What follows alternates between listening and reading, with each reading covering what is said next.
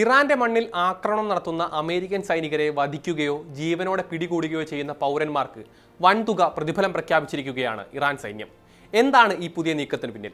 American സൈനികരെ പിടിച്ചുകൊടുക്കുന്നവർക്ക് Iran സൈന്യം പ്രഖ്യാപിച്ച പ്രതിഫലം എത്രയാണ്? വിശദമായി നോക്കാം. സ്വാഗതം ഇൻഡെപ്തിലേക്ക്.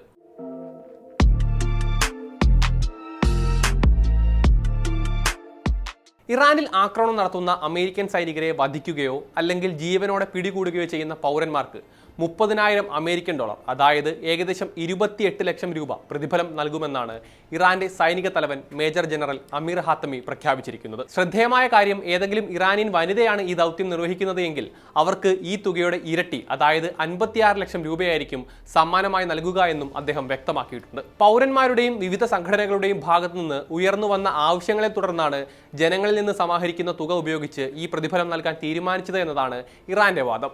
ഇത് കേവലം ഒരു സമ്മാന പ്രഖ്യാപനം മാത്രമല്ല, മറിച്ച് ശക്തമായ ഒരു സൈക്കോളജിക്കൽ വാർഫെയർ ആണ് എന്നാണ് നിരീക്ഷകർ പറയുന്നത്. തങ്ങളുടെ പരമാധികാരം ലംഘിച്ച് രാജ്യത്തിനുള്ളിലേക്ക് കടക്കാൻ ശ്രമിക്കുന്ന ഏതൊരു വിദേശ ശക്തിക്കെതിരെയും സാധാരണക്കാരായ ജനങ്ങൾ പോലും ആയുധമെടുക്കാൻ തയ്യാറാണ് എന്ന മുന്നറിയിപ്പാണ് ഇറാൻ അമേരിക്കയ്ക്ക് ഇതിലൂടെ നൽകുന്നത്.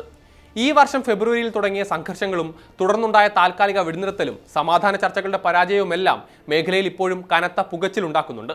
പേർഷ്യൻ ഗൾഫിലും ഹോർമുസ് കടലിടുക്കിലും തങ്ങളുടെ സൈനിക ആധിപത്യം ഉറപ്പിച്ചു നിർത്താനുള്ള ഇറാന്റെ ശ്രമങ്ങൾ തുടരുകയാണ്.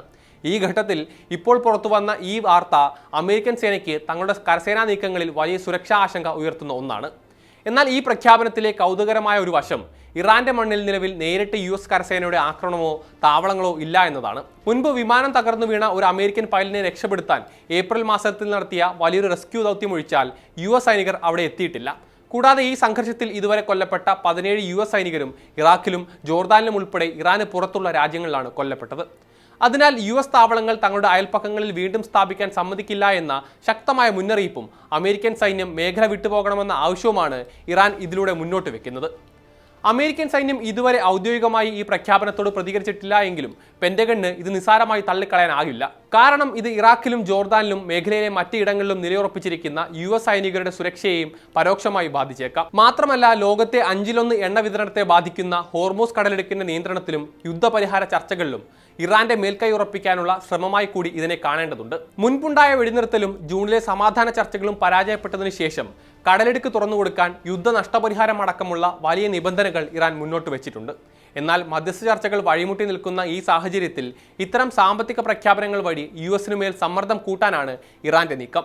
പരമ്പരാഗത യുദ്ധമുറകളിൽ നിന്ന് മാറി പൗരന്മാരെയും പ്രാദേശിക ശക്തികളെയും പ്രതിരോധത്തിന്റെ ഭാഗമാക്കുന്ന ഒരു പുതിയ നയത്തിലേക്കാണ് ഇപ്പോൾ ഇറാൻ നീങ്ങുന്നത്.